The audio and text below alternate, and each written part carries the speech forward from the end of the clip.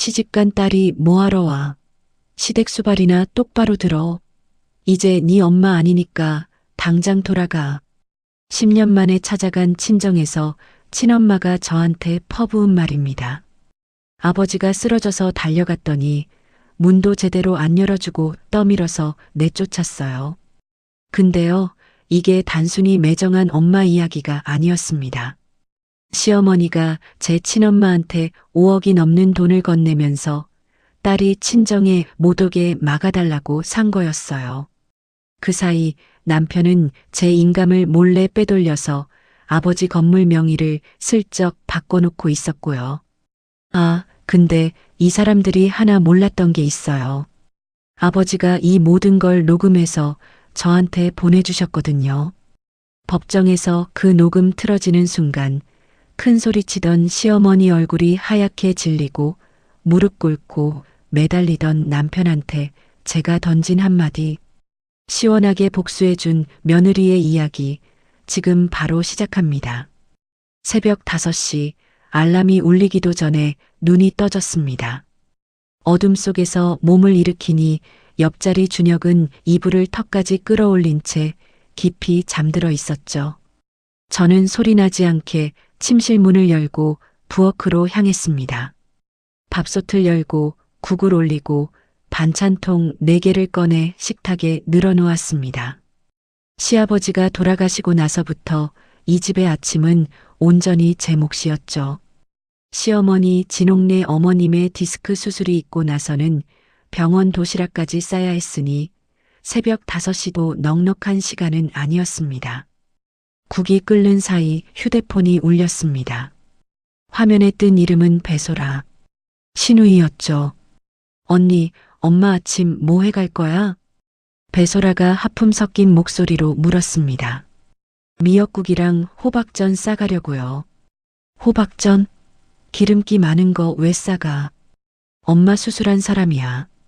담백하게 죽 같은 거 끓여가지. 저는 국 냄비 위로 올라오는 김을 바라보며 입술을 깨물었습니다. 소라 씨, 어머님이 어제 죽은 이제 질린다고 호박전 해달라고 하셔서요. 아, 그래. 그럼 언니가 알아서 해. 나는 말만 해준 거야. 배소라가 전화를 뚝 끊었습니다. 한 번도 병원에 오지 않는 사람이 전화로는 매일 참견했죠. 저는 휴대폰을 식탁 위에 내려놓고 호박을 썰기 시작했습니다. 도시락을 싸서 병원에 도착하니 아침 8시였습니다. 6인실 병실 안 창가 쪽 침대에 시어머니 진옥래가 등받이를 세우고 앉아 계셨죠. 왔어? 진옥래가 도시락 보따리를 훑어보며 턱짓을 했습니다. 어머님, 호박전 부쳐왔어요. 미역국도 따뜻하게 담아왔고요. 그래, 나봐. 진옥래가 호박전 하나를 집어들더니 한입 베어 물고는 미간을 찌푸렸습니다. 기름을 얼마나 두른 거야. 느끼해서 못 먹겠네. 조금만 넣었는데 입맛에 안 맞으세요? 됐어. 국이나 줘. 저는 미역국 뚜껑을 열어 숟가락과 함께 건넸습니다. 진옥래가 국을 한 숟가락 뜨더니 또 한마디 했죠. 소라가 전화했지? 죽 끓여오라고 했을 텐데. 네, 근데 어머님이 어제 죽 싫다고 하셔서. 내가 언제. 됐어, 먹을게. 더 이상 말을 보태지 않았습니다. 이 집에서 10년을 살면서 배운 것 중 하나는 말을 보탤수록 잔소리만 길어진다는 것이었죠.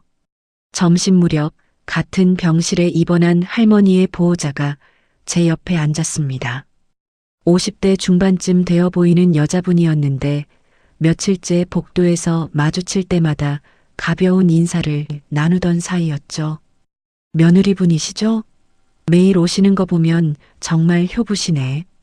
아, 안 해요. 당연히 해야 할 일인데요. 친정 부모님도 가끔 오세요? 이렇게 힘든데 친정 어머니라도 오시면 좀 기댈 텐데. 저는 대답하려다 입이 굳었습니다. 친정. 그 단어가 갑자기 낯설게 느껴졌죠. 친정은 좀 멀어서요. 그렇게 얼버무렸지만 돌아서는 순간 가슴 한쪽이 서늘해졌습니다. 10년. 결혼하고 나서 친정에 단 한 번도 가지 못했습니다. 처음에는 시어머니 때문이었죠. 며느리가 친정을 들락거리면 시댁 살림이 흐트러져.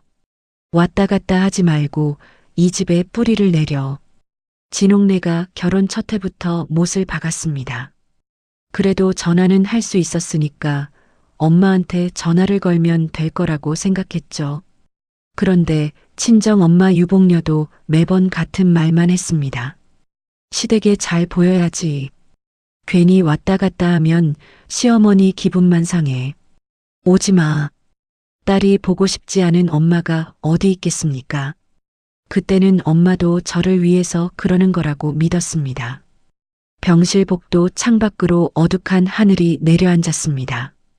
10년이라는 시간이 창밖 어둠처럼 무겁게 느껴졌죠.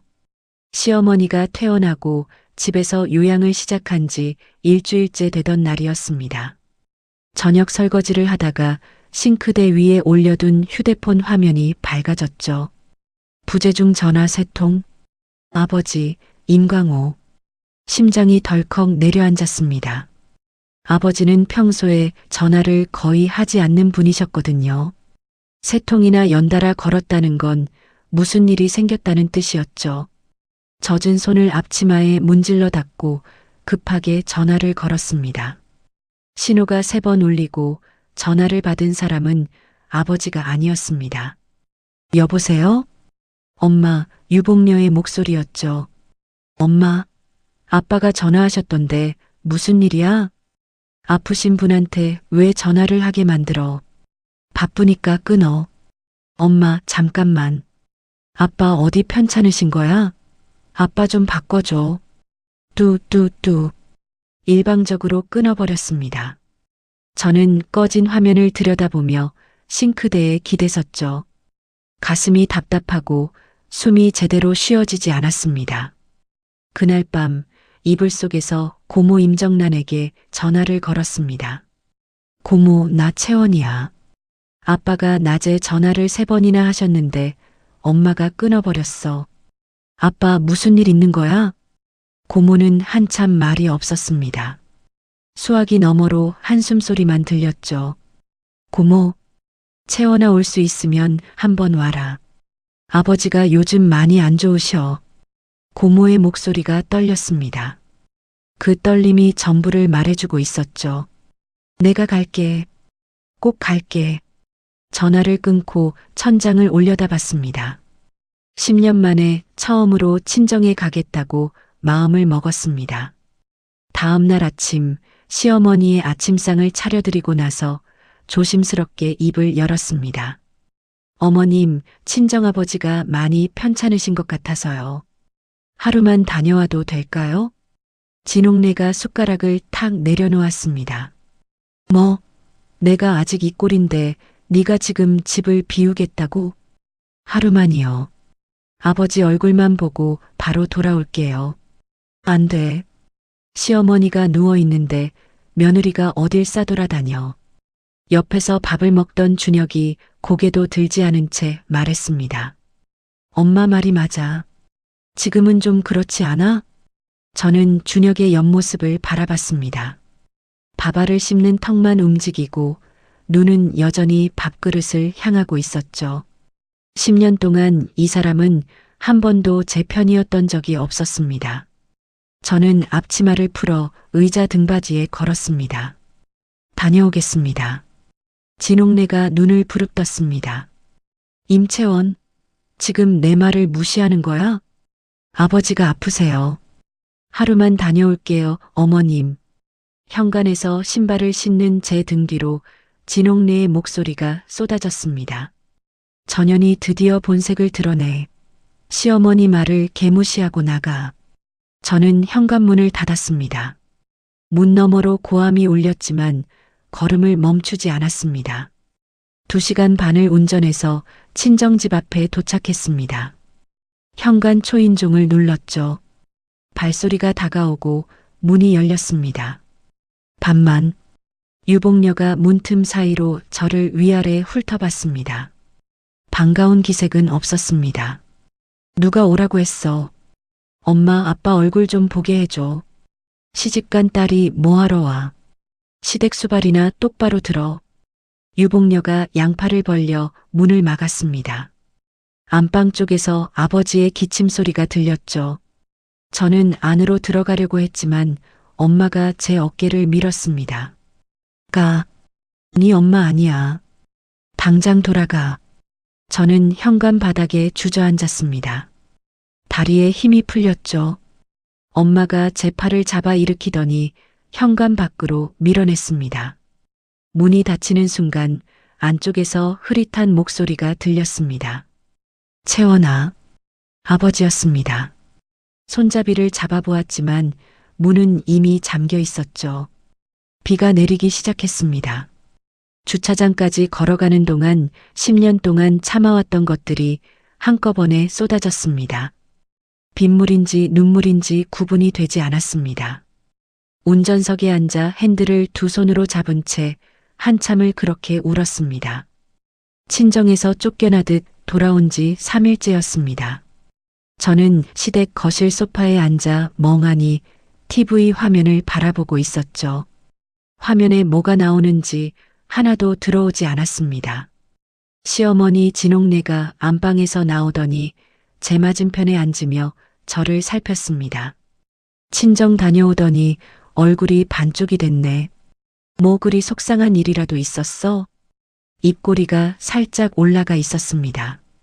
비웃는 것도 아니고 걱정하는 것도 아닌 묘한 표정이었죠. 마치 제가 쫓겨나고 온 걸 이미 알고 있는 사람의 여유 같았습니다. 아니요, 괜찮아요, 어머님. 괜찮으면 됐고. 저녁 반찬 좀 신경 써. 소라가 온다더라. 진옥내가 자리에서 일어나 안방으로 들어갔습니다. 저는 꺼진 TV 화면에 비친 제 얼굴을 들여다봤죠. 눈밑이 거뭇하고 볼이 푹 꺼져 있었습니다. 며칠 뒤 낮이었습니다. 현관 초인종이 울려서 나가보니 택배 상자 하나가 놓여 있었죠. 보낸 사람 이름을 확인하는 순간 손이 멈췄습니다. 임정란, 고모였습니다. 상자를 들고 작은 방으로 들어가 문을 닫았습니다. 테이프를 뜯으니 안에는 작은 봉투 하나와 메모지가 들어 있었죠. 고모의 글씨로 이렇게 적혀 있었습니다. 너희 아버지가 오래된 휴대폰에 녹음해둔 파일이야. 방문했을 때 오빠가 직접 건네주셨어. 내가 USB로 옮겼다. 봉투를 열자 USB 하나가 손바닥 위에 떨어졌습니다. USB에는 작은 종이가 테이프로 붙어 있었는데 아버지의 떨리는 글씨였죠. 반드시 혼자서 들어라. 저는 USB를 주먹 안에 꼭 쥐었습니다. 심장이 세차게 뛰었죠. 그날 밤 시댁 식구들이 모두 잠든 걸 확인하고 작은 방으로 들어갔습니다. 문을 잠그고 이어폰을 꽂고 노트북에 USB를 꽂았죠. 파일이 4개 있었습니다. 떨리는 손가락으로 첫 번째 파일을 눌렀습니다. 잡음이 섞인 소리 사이로 익숙한 목소리가 흘러나왔죠. 시어머니 진옥래의 목소리였습니다. 인광호 씨 건물 2채, 채원이 이름으로 넘어가기 전에 우리 쪽에서 먼저 정리해야 해. 그리고 곧이어 들린 두 번째 목소리에 저는 숨이 멎었습니다. 내가 남편 설득해서 위임장 받아놓을게. 약속한 금액은 확실히 해줘야 해. 엄마였습니다. 친정엄마 유복녀. 틀림없는 엄마의 목소리였죠. 걱정 마. 내가 약속 어긴 적 있어? 일만 잘 마무리하면 돼. 그래. 딸이 이쪽으로 못 오게 하는 건 내가 막을 테니까. 저는 이어폰을 낀 채 입을 손으로 틀어막았습니다. 소리가 새어나올까봐 이를 악물었죠. 10년 동안 오지 말라고 했던 게, 시댁에 잘 보이라고 했던 게 전부 이것 때문이었습니다. 엄마가 저를 친정에서 쫓아낸 건 딸을 위해서가 아니라 돈 때문이었죠. 두 번째 파일을 재생했습니다. 이번에는 다른 목소리가 나왔죠. 채원이 인감은 제가 관리하고 있으니까요. 필요하시면 말씀하세요, 어머니. 준혁이었습니다. 제 남편 배준혁의 목소리가 또렷하게 들렸죠. 그래, 잘 보관해둬. 쓸 일이 생기면 내가 말할 테니까. 진옥래가 대답했습니다. 저는 무릎 위에 올려놓은 두 손이 떨리는 걸 멈출 수가 없었습니다. 매일 같은 침대에서 자고 제가 차린 밥을 먹으면서 이 사람이 제 등 뒤에서 이런 짓을 하고 있었던 겁니다. 세 번째 파일에서는 배소라의 목소리가 튀어나왔습니다. 엄마, 나한테도 하나 돌려줘야지. 오빠만 챙기면 어떡해. 됐어. 내 몫은 내가 알아서 할 테니까 쓸데없는 소리 하지 마. 시누이까지. 온 식구가 한통속이었죠. 네 번째 파일을 누르자 이번에는 기침 소리가 먼저 들렸습니다. 기침 사이로 끊어지는 목소리. 아버지였습니다. 채원아, 아빠가 미안하다. 기침이 한참 이어졌습니다. 유원장은 박경환이한테 맡겨뒀어. 공증까지 다 해놨으니까 고모한테 연락해라. 또 기침. 아빠가 몸이 이래서 직접 못해줘서 미안하다, 딸. 녹음이 끝났습니다. 저는 이어폰을 뺄 수가 없었습니다. 아버지의 기침 소리가 귓속에서 계속 맴돌았죠. 이불을 끌어올려 얼굴을 묶고 소리 없이 울었습니다. 다음 날 아침 저는 평소와 똑같이 새벽 5시에 일어났습니다. 밥을 짓고 국을 끓이고 반찬을 4접시 놓았죠. 식탁에 준혁이 앉았습니다. 그 옆에 시어머니가 앉았죠. 저는 두 사람의 얼굴을 번갈아 봤습니다. 준혁이 된장국을 한 숟가락 뜨며 말했습니다. 오늘 국 맛있다.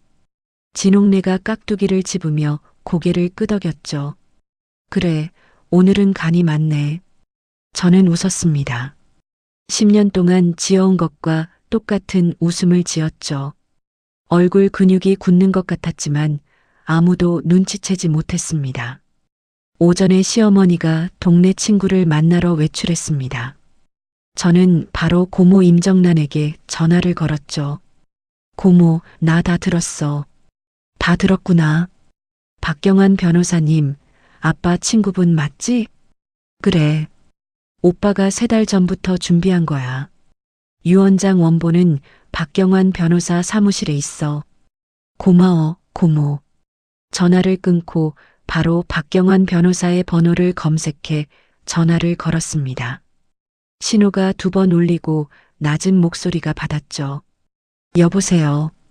안녕하세요. 임광호 씨 딸 임채원입니다. 전화기 너머로 짧은 침묵이 흘렀습니다. 아버지께서 그러셨습니다. 언젠가 딸이 연락할 거라고.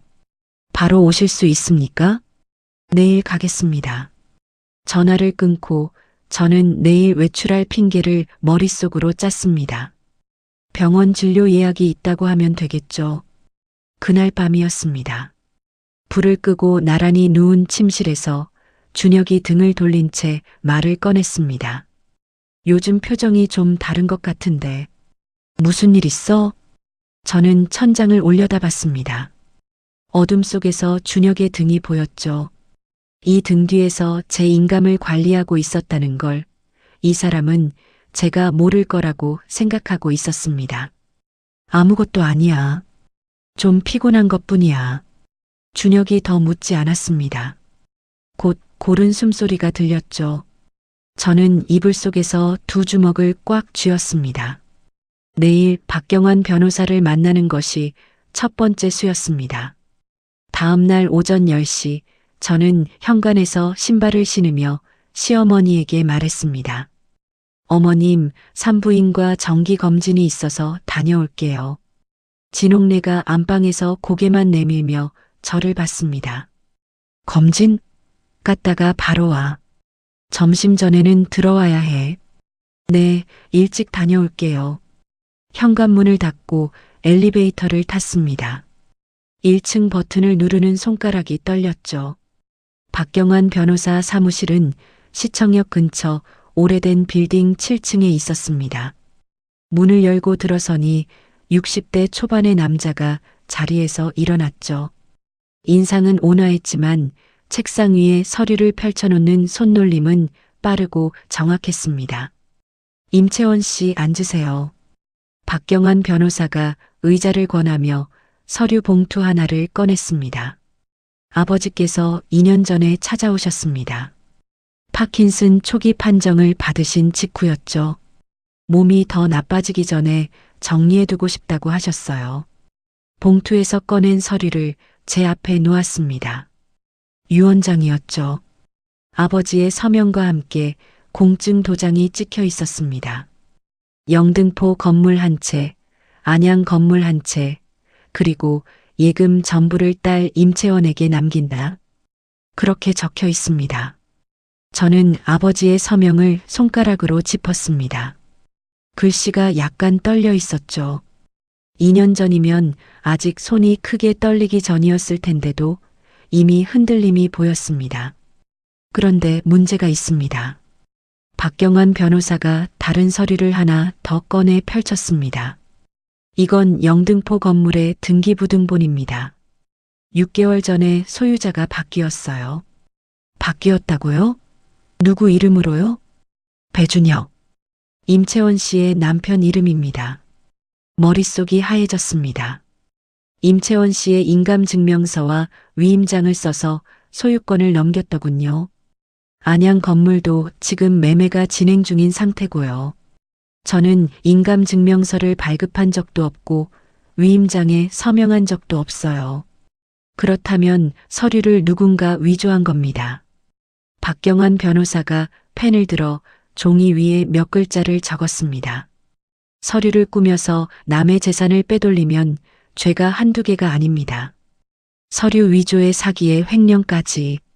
안양 건물은 아직 매매가 끝나지 않았으니 법원에 신청을 넣어서 거래를 막아야 합니다. 막을 수 있어요? 빨리 움직이면 됩니다. 오늘 바로 준비하겠습니다. 사무실을 나오면서 저는 휴대폰을 꺼냈습니다. 결혼 전 회계법인에서 같이 일했던 친구 정하늘의 번호를 눌렀죠. 하늘아, 나 채원이야. 채원아? 오랜만이다. 무슨 일이야? 만나서 얘기해도 될까? 부탁할 게 있어. 그래, 저녁에 보자. 어디로 갈까? 시댁에서 떨어진 곳으로 약속을 잡았습니다. 저녁 7시 카페 구석자리에서 정하늘을 만났습니다. 하늘은 회계법인 시절 같이 사무보조로 일하던 동기였는데 지금은 독립해서 세무법인을 운영하고 있었죠. 저는 녹음 파일 사본을 담은 USB와 등기부등본 사본을 테이블 위에 올려놓았습니다. 하늘이 노트북을 열어 파일을 하나씩 확인하더니 이어폰을 빼며 고개를 들었습니다. 채원아, 이거 보통 일이 아니다. 알아. 영등포 건물 소유권 넘길 때 법무사가 누군지 확인되면 위조 서류가 어디서 나왔는지 따라갈 수 있어. 내가 조사해 볼게. 고마워, 하늘아. 하늘이 USB를 노트북에서 빼며 저를 똑바로 봤습니다. 근데 시댁에서 눈치 못 채게 해야 해. 조심해. 알고 있어. 카페를 나와 시댁으로 돌아왔습니다. 현관문을 여는 순간 거실에서 목소리가 들렸죠. 시누이 배소라가 와 있었습니다. 소라와 시어머니가 소파 앞 테이블에 서류 뭉치를 펼쳐놓고 있다가 저와 눈이 마주치자 소라가 황급히 서류를 봉투에 쓸어 담았습니다. 언니, 어디 갔다 왔어? 소라가 봉투를 무릎 아래로 내리며 눈을 가늘게 떴죠. 병원 다녀왔어요. 저는 담담하게 대답하고 주방 쪽으로 걸어갔습니다. 소라 옆을 지나는 순간 봉투 겉면에 적힌 글씨가 눈에 들어왔죠. 안양시 만안구 주소, 그리고 매매 계약서라는 글자. 안양 건물 거래가 이미 마무리 단계에 와 있다는 뜻이었습니다. 주방에서 물을 한 잔 따라 마시며 손을 내려다봤습니다. 손이 떨렸지만 표정은 바꾸지 않았죠. 그날 밤 준혁이 잠든 걸 확인하고 조심스럽게 침대에서 내려왔습니다. 준혁의 서재로 들어가 책상 서랍을 열었죠. 첫 번째 칸에는 별것 없었습니다. 두 번째 칸을 열자 익숙한 것이 보였죠. 제 인감도장. 그 옆에 제 신분증 사본이 있었고 인감증명서와 위임장 사본이 나란히 놓여 있었습니다. 준혁이 제 신분증 사본으로 서류를 꾸며서 인감증명서를 대신 발급받은 거였죠. 손이 떨렸지만 휴대폰을 꺼내 한 장씩 찍었습니다. 서랍 안쪽 깊숙한 곳에 손을 넣자 종이 한 장이 더 걸렸습니다. 꺼내서 펼쳐보니 차용증이었죠. 제 이름으로 된 차용증. 빌린 사람 이름의 임채원, 금액은 2억. 제가 서명한 적 없는 서명이 찍혀 있었습니다. 재산을 빼돌린 것도 모자라서 저를 빚쟁이로까지 만들어 놓은 겁니다. 저는 차용증도 촬영했습니다. 서랍을 원래대로 닫고 서재를 나와 작은 방으로 들어갔죠. 새벽 2시 촬영한 사진들을 하나씩 박경환 변호사에게 전송했습니다. 전송을 마치고 휴대폰을 내려놓은 뒤 세면대 거울 앞에 섰습니다. 거울 속에 제 얼굴이 보였죠. 내일 아침에도 밥을 짓고 웃어야 합니다. 아무것도 모르는 사람처럼 거울 속에 저와 눈을 마주치며 생각했습니다. 이 집에서 보내는 밤이 얼마 남지 않았다는 걸 이 집 사람들은 아직 모르고 있었죠. 일주일 뒤 오후 박경환 변호사에게서 전화가 왔습니다. 임채원 씨, 2가지 소식이 있습니다. 안양 건물 거래를 막기 위한 신청이 법원에 접수됐고요. 정하늘 씨 조사 결과도 나왔습니다. 어떻게 됐어요? 영등포 건물 소유권 넘길 때 관여한 법무사가 특정됐습니다. 문상기라는 사람인데 배소라 씨 대학 동기입니다. 신우이의 동기. 소라가 직접 사람을 데려다 쓴 거였죠. 감사합니다. 변호사님. 전화를 끊고 설거지를 마저 하는데 휴대폰이 다시 울렸습니다. 이번에는 고모 임정란이었죠. 채원아, 큰일 났다. 아버지가 어젯밤에 응급실에 실려가셨어. 설거지하던 접시가 손에서 미끄러질 뻔했습니다. 응급실이요? 지금 어디 병원이에요? 중앙병원이야. 근데 유복녀가 병실에 아무도 못 들어오게 막고 있어. 고모도 쫓겨났다. 고모, 제가 박 변호사님한테 연락할게요. 아버지 대신 제가 보호자 역할을 할 수 있게 법원에 신청하겠다고 하셨거든요. 전화를 끊자마자 박경환 변호사에게 다시 전화를 걸었습니다. 변호사님, 아버지가 응급실에 실려가셨는데 친정 엄마가 아무도 못 만나게 하고 있어요. 보호자 자격을 저한테 넘기는 그 절차 바로 해주세요. 알겠습니다. 오늘 중으로 법원에 청구 넣겠습니다. 다음 날 아침 시어머니에게 마트에 다녀오겠다고 말하고 집을 나섰습니다. 차에 올라타자마자 중앙병원으로 향했죠. 병원 3층 병실 앞 복도에 도착하니 유복녀가 병실 문 앞에 서 있었습니다. 저를 보자마자 얼굴이 일그러졌죠. 또 왔어? 오지 말라고 했잖아.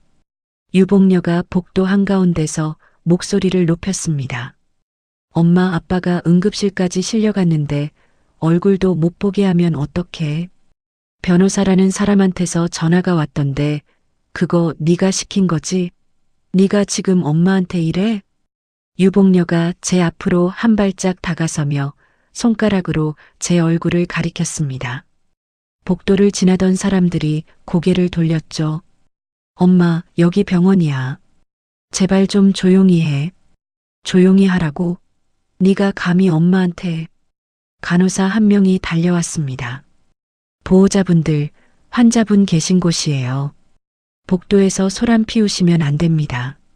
간호사가 두 사람 사이에 서며 중재했죠. 유복녀가 입술을 깨물며 한 발 물러섰고 저는 간호사에게 고개를 숙인 뒤 병실 문을 열었습니다.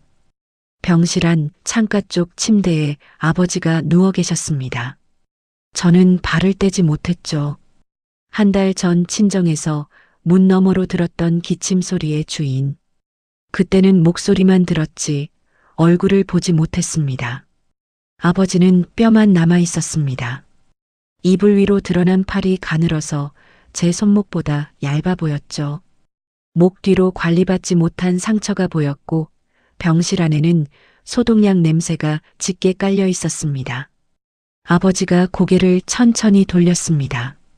저를 알아보셨는지 떨리는 손을 이불 밖으로 내밀었죠. 저는 침대 옆으로 가서 아버지의 손을 두 손으로 감쌌습니다. 너무 가벼웠습니다. 이 손이 저를 어릴 때 번쩍 들어올리던 그 손이라는 게 믿기지 않았죠. 아빠, 나 다 알아. 내가 끝낼게. 아버지가 떨리는 손으로 제 손등을 두드렸습니다. 말을 하려는 듯 입술이 움직였지만 소리는 나오지 않았죠. 눈가에 물기가 번졌습니다. 병실을 나오자마자 박경환 변호사에게 전화를 걸었습니다. 변호사님, 아버지 상태가 심각해요. 제대로 된 치료를 못 받고 계세요. 상처도 방치된 상태고요. 사진 보내주세요. 보호를 소홀히 한 부분까지 포함해서 고발장을 하나 더 준비하겠습니다. 병실 앞에서 찍어둔 사진을 전송하고 주차장으로 향했습니다. 시댁에 돌아오니 거실에 세 사람이 앉아 있었습니다. 시어머니 진옥래, 시누이 배소라, 남편 배준혁. 셋의 시선이 동시에 저를 향했죠. 진옥래가 소파 팔걸이를 잡고 몸을 일으키며 입을 열었습니다. 채원아, 안양 건물 거래가 갑자기 막혔다더라. 너 혹시 무슨 짓 한 거 아니지? 심장이 한 박자 빨라졌지만 저는 장바구니를 내려놓으며 고개를 갸웃했습니다. 무슨 말씀이세요, 어머님? 무슨 거래요? 시치미를 떼네. 소라가 소파에서 일어서며 끼어들었습니다. 언니, 법원에서 뭐가 날아왔대? 법무사한테 확인해 보라고 내가 방금 전화했거든. 저는 마트 갔다 왔는데요. 무슨 얘기인지 모르겠어요. 세 사람의 눈빛이 흔들렸습니다. 진옥래의 손가락이 소파 팔걸이를 꽉 움켜쥐고 있었고 소라는 입술을 달싹거리며 시어머니와 저를 번갈아 봤죠. 준혁만 고개를 숙인 채 아무 말도 하지 못했습니다. 저는 장바구니를 들고 주방으로 들어갔습니다. 등 뒤에서 세 사람이 소곤거리는 소리가 들렸죠. 그날 밤 침실 불을 끄고 누웠는데 준혁이 먼저 입을 열었습니다. 요즘 뭘 하고 다니는 거야? 평소와 달리 목소리에 날이 서 있었죠. 뭘 하고 다니긴. 병원 가고 마트 가고. 엄마가 불안해하잖아. 괜한 짓 하지 마. 저는 등을 돌리며 대답했습니다. 괜한 짓이라니. 당신이야말로 나한테 숨기는 거 없어? 준혁이 대답하지 않았습니다. 어둠 속에서 준혁의 숨소리가 불규칙하게 흔들렸죠. 2주가 지났습니다. 박경환 변호사에게서 연락이 왔죠. 영등포 건물 소유권 넘길 때 쓴 인감증명서, 주민센터 기록을 확인했습니다. 대리 발급이었고 대리인 이름은 배소라입니다. 소라 씨가 직접 발급받은 거예요? 네. 발급할 때 낸 신분증 사본이 배준혁 씨 서재에 있던 것과 같은 것으로 확인됐습니다. 이게 결정적인 증거가 됩니다. 같은 날 저녁 정하늘에게서도 연락이 왔습니다. 채원아, 자금 흐름 추적 결과 나왔어. 뭐가 나왔어? 진옥래 명의 계좌에서 유복녀 명의 계좌로 돈이 3번 들어갔어. 총 5억 2천만 원. 5억 2천만 원. 시어머니가 제 친정 엄마에게 건넨 돈이었습니다. 딸을 막아주는 대가로요. 저는 전화를 끊고 창밖을 내다봤습니다. 가로등 불빛이 흐릿하게 들어오는 작은 방에 혼자 서서 휴대폰을 두 손으로 쥐었죠. 증거는 모였습니다. 이제 시작할 차례였습니다. 월요일 아침 저는 박경환 변호사 사무실에 앉아 있었습니다. 맞은편에는 정하늘이, 옆자리에는 고모 임정란이 나란히 앉아 있었죠. 테이블 위에 증거들을 하나씩 펼쳐 놓았습니다. 녹음 파일 4개를 담은 USB, 인감증명서 대리발급 기록, 제 신분증 사본 대조자료, 서재에서 촬영한 서류 사진, 가리고 자금 이체 내역서. 박경환 변호사가 서류들을 한 장씩 넘기며 펜으로 체크해 나갔습니다. 고소장 3건 준비했습니다. 서류 위조, 사기, 횡령. 오늘 최종 검토하고 내일 바로 접수합니다. 고모가 변호사의 말을 들으며 무릎 위에 놓인 봉투 하나를 꺼냈습니다. 이건 오늘 아침에 병원에서 받아온 거야. 아버지 주치의가 써준 소견서.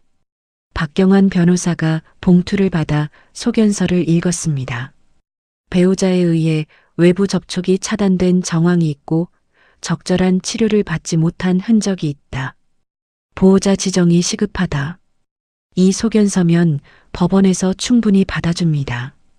고모가 고개를 끄덕이며 제 손을 잡았습니다. 고모의 손도 떨리고 있었죠. 화요일 박경환 변호사가 경찰서에 고소장 3건을 접수했습니다. 같은 시간에 노인보호기관에 유복녀에 대한 신고도 넣었죠. 저는 그 시각 시댁 부엌에서 점심 준비를 하고 있었습니다. 감자를 깎다가 변호사에게서 문자가 왔죠. 접수 완료. 2 글자를 확인하고 휴대폰을 앞치마 주머니에 넣었습니다. 감자를 깎는 손은 흔들리지 않았죠. 금요일이 되었습니다. 저녁 준비를 하는데 거실에서 소라의 목소리가 터져 나왔습니다. 엄마, 안양 건물 매수인 쪽 부동산에서 연락 왔는데 계약 파기래. 법원에서 뭐가 날아왔다고. 뭐? 계약 파기? 진옥래의 목소리가 높아졌습니다. 문상기한테 전화해봐. 당장? 저는 주방에서 칼을 내려놓고 식탁에 저녁상을 차렸습니다. 밥그릇 4개, 국그릇 4개, 반찬을 가운데 놓고 숟가락을 가지런히 맞췄죠. 밥 다 됐어요.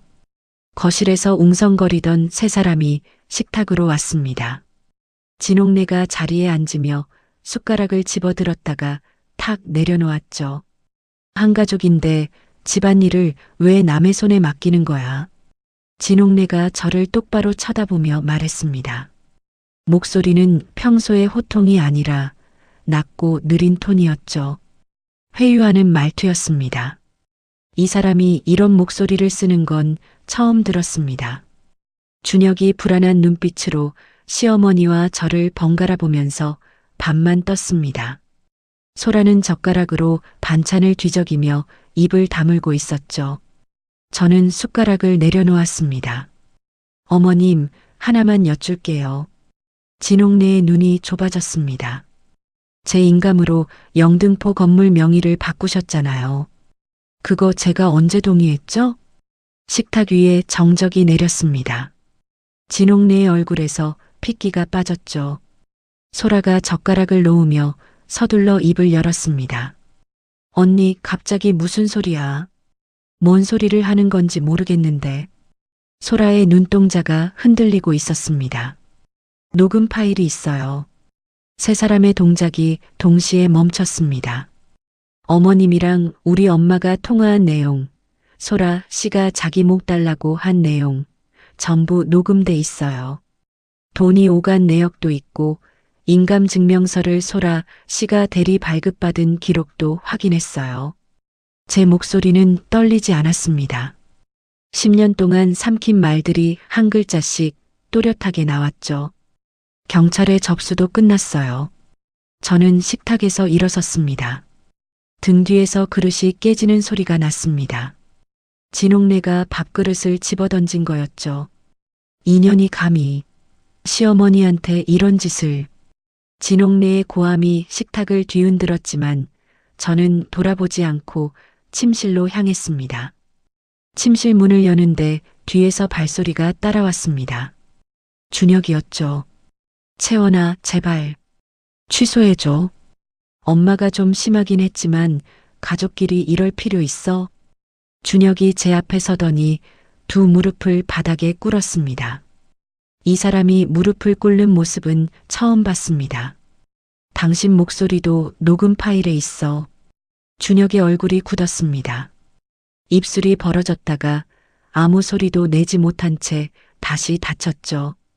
저는 준혁을 지나쳐 옷장을 열었습니다. 일주일 전 미리 싸둔 캐리어가 안쪽에 서 있었죠. 캐리어를 꺼내 끌고 현관으로 향했습니다. 거실에 진홍래가 깨진 그릇 사이에 서서 저를 노려보고 있었습니다. 나가면 끝이야. 다시는 이 집 문턱도 못 밟아. 저는 현관에서 신발을 신으며 대답했습니다. 그게 제가 바라는 거예요, 어머님.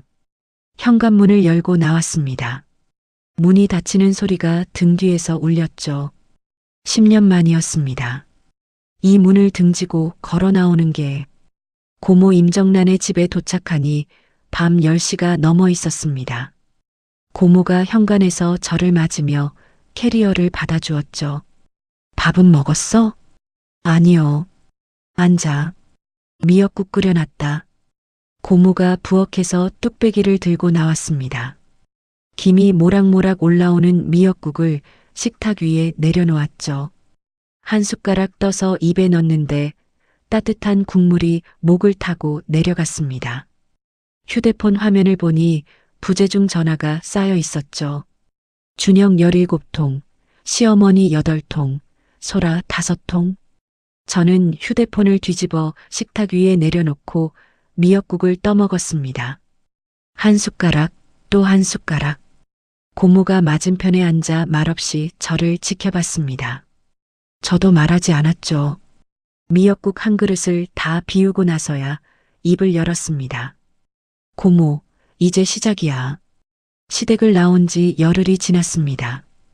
고모 집 작은 방에서 아침에 눈을 뜨면 시댁 부엌이 아니라 고모가 차려준 밥상이 저를 기다리고 있었죠. 10년 만에 누군가 저를 위해 차린 밥을 먹는다는 게 아직도 어색했습니다. 박경환 변호사에게서 전화가 왔습니다. 배소라 씨가 어제 첫 조사를 받았습니다. 담당 형사한테 들었는데 조사실에서 어머니가 시킨 대로 했을 뿐이라고 진술했다더군요.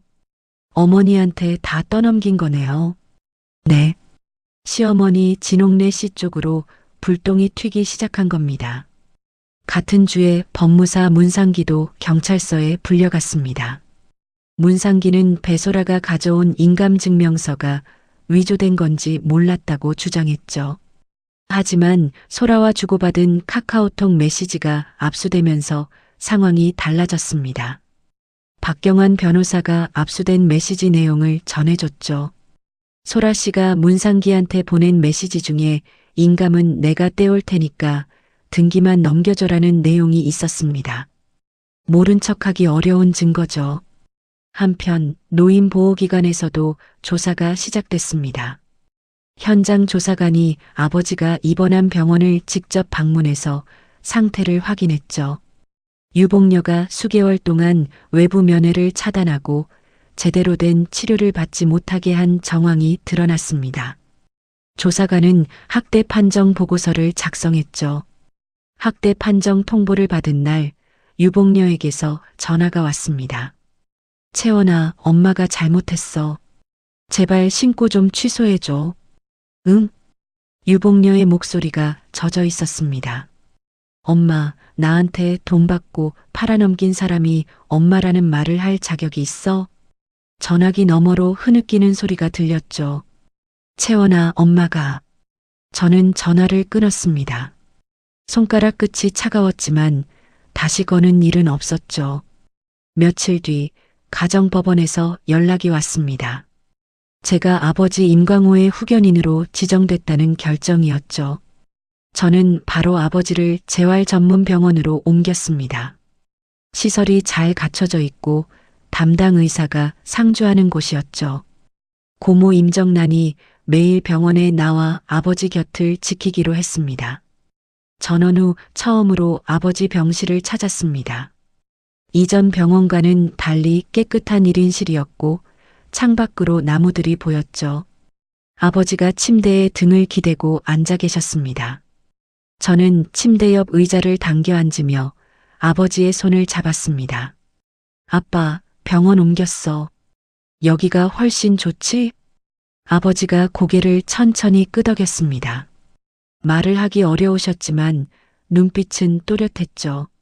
아빠가 보내준 그 USB 있잖아. 그게 다 살렸어. 아버지가 떨리는 손으로 제 손등을 두드렸습니다. 눈가에 물기가 번졌지만 입꼬리는 살짝 올라가 있었죠. 웃고 계신 거였습니다. 저는 아버지의 손을 놓지 않은 채 창밖을 바라봤습니다. 나뭇잎 사이로 햇살이 들어오고 있었죠. 수사가 진행되면서 시어머니 진옥래도 경찰서에 출석했습니다. 박경환 변호사가 조사 상황을 전해줬죠. 진옥래 씨가 조사관 앞에서 대뜸 이렇게 말했답니다. 며느리 재산을 시어머니가 관리하는 게 뭐가 잘못이냐고. 끝까지 그런 식이네요.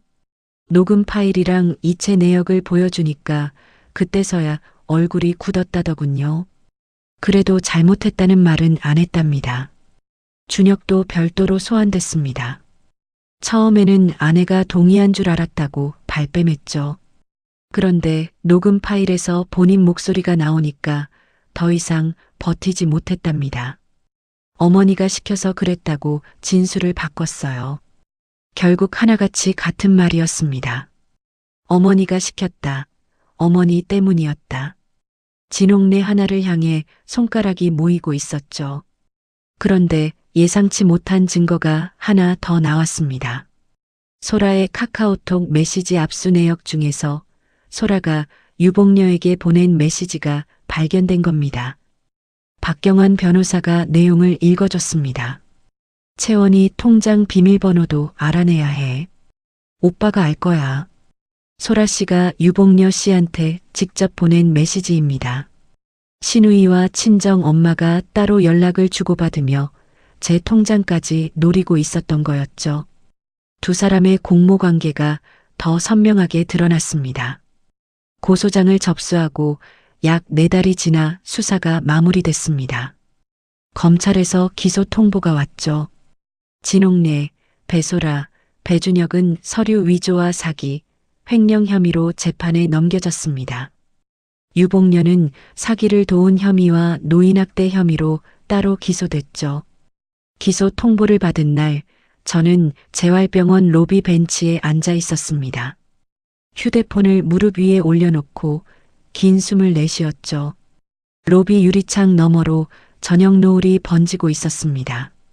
4달이라는 시간이 지나갔지만 아직 끝이 아니었습니다. 재판이 남아 있었죠. 저는 벤치에서 일어나 아버지 병실로 향했습니다. 기소 후 2달이 지나 첫 번째 재판이 열리기 일주일 전이었습니다. 박경환 변호사 사무실에서 마주 앉아 이야기를 나눴죠. 임채원 씨, 형사재판과 별도로 민사소송도 함께 가는 게 좋겠습니다. 민사소송이요?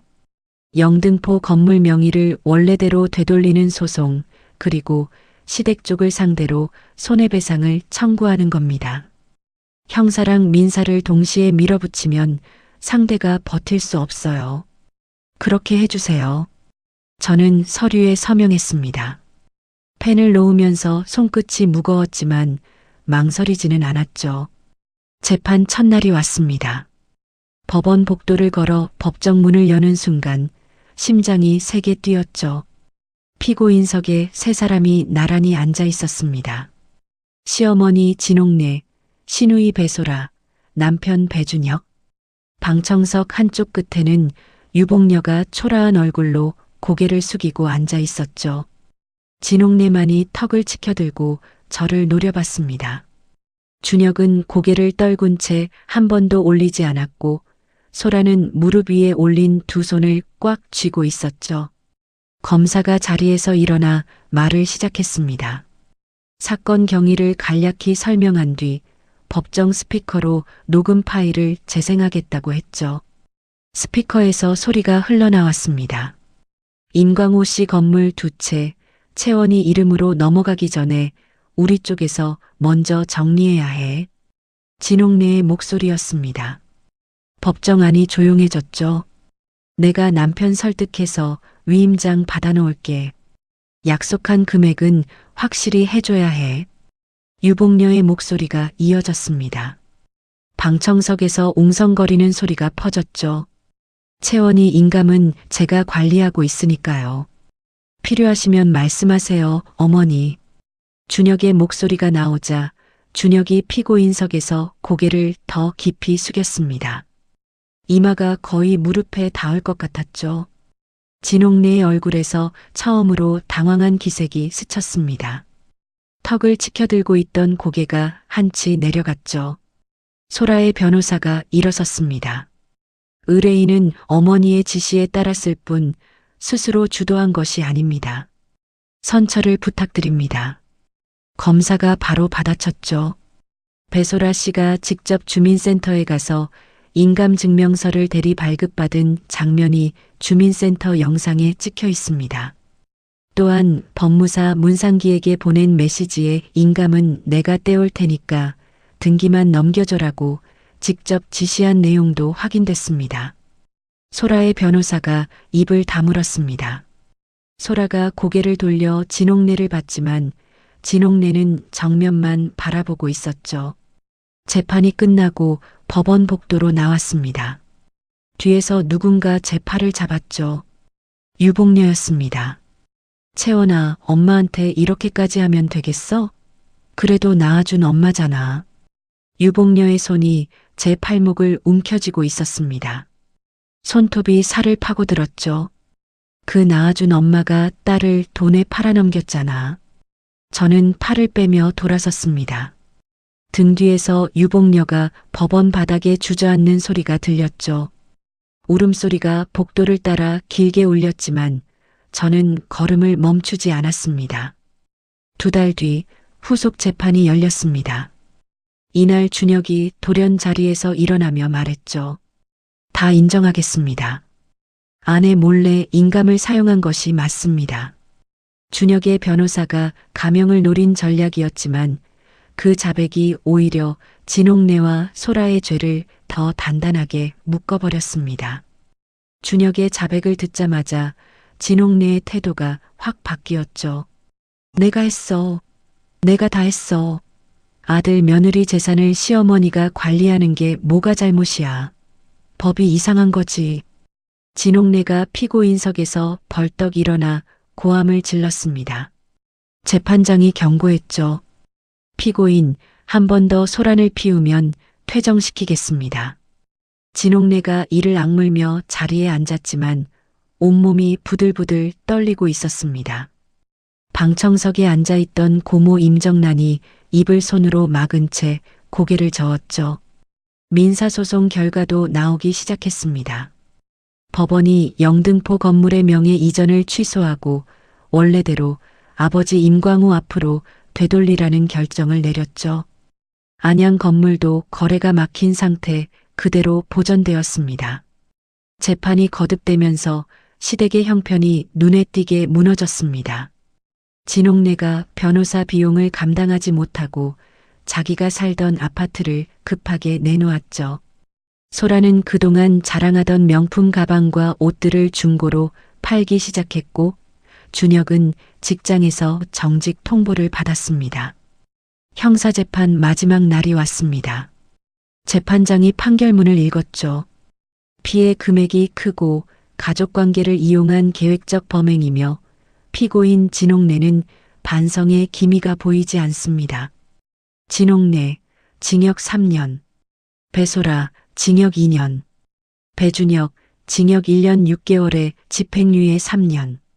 유복녀, 징역 1년에 집행유예 2년, 사회봉사 200시간. 재판장의 목소리가 법정안을 채우는 동안 저는 앞줄에 앉아 두 손을 무릎 위에 올려놓고 있었습니다. 진옥래가 고개를 떨구었고 소라가 얼굴을 두 손으로 감쌌죠. 준혁은 미동도 하지 않았습니다. 법정을 나와 복도 창가에 섰습니다. 창밖으로 오후 햇살이 쏟아지고 있었죠. 10년이라는 시간. 그 무게가 비로소 어깨 위에서 내려오는 것 같았습니다. 형사재판 선고가 끝난 다음 주 저는 박경환 변호사 사무실에서 마지막 서류에 서명했습니다. 이혼소송 서류였죠. 위자료 청구와 함께 혼인 기간 중 시댁에 들인 노동에 대한 보상 청구까지 포함했습니다.